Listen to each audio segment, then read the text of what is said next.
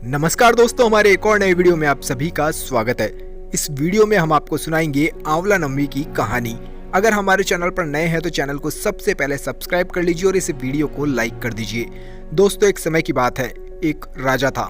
उसका प्रण था कि वो रोज 1.25 मन आंवले दान करके ही खाना खाता था।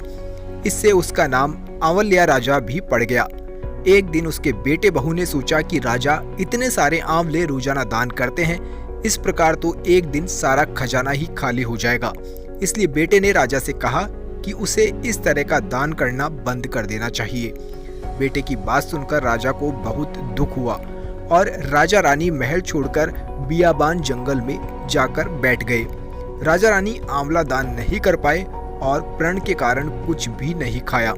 जब भूखे प्यासे 7 दिन हो गए तब भगवान ने सोचा कि यदि मैंने इसका प्रण नहीं रखा तो इसका सत्य नहीं रहेगा और इसका विश्वास भी उठ जाएगा।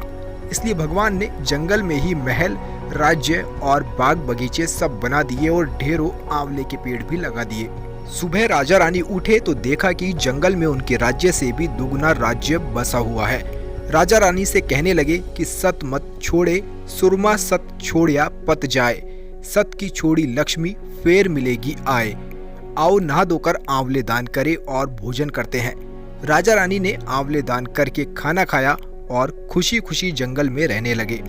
उधर आंवला देवता का अपमान करने और माता पिता से बुरा व्यवहार करने के कारण बहू बेटे के बुरे दिन आ गए। राज्य दुश्मनों ने छीन लिया और दाने दाने को वो मोहताज हो गए और काम ढूंढते हुए अपने पिताजी के राज्य में आ पहुंचे।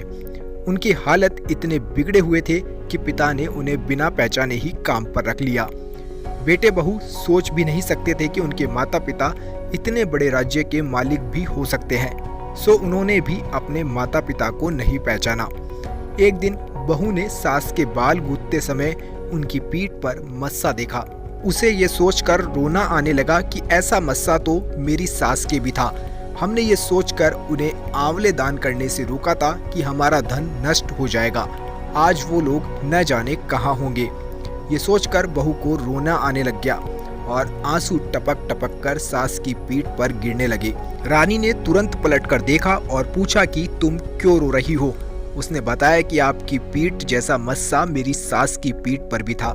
हमने उन्हें आंवले दान करने से मना कर दिया था, इसलिए वो घर छोड़कर कहीं और चले गए। तब रानी ने उन्हें पहचान लिया और सारा हाल पूछा और अपना हाल भी बताया। अपने बेटे बहू को समझाया कि दान करने से धन कम नहीं होता बल्कि बढ़ता ही है।